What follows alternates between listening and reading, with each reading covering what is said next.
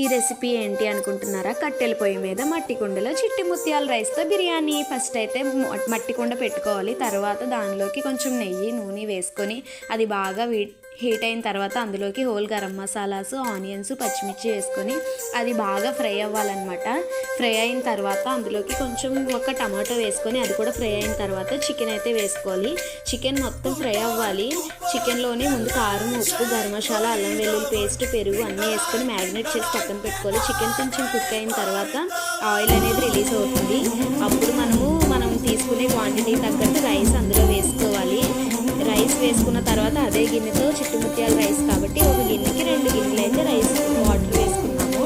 అది వాటర్ కూడా వేసుకొని ఇంకా పైన లిడ్ పెట్టి మూత పెట్టి ఉడికించుకుంటే చాలా టేస్టీగా ఉంటుంది. తెలుసు ఎంత బాగుంటుందో బిర్యానీ అయితే చాలా టేస్టీగా యమ్మీగా ఉంటుందండి.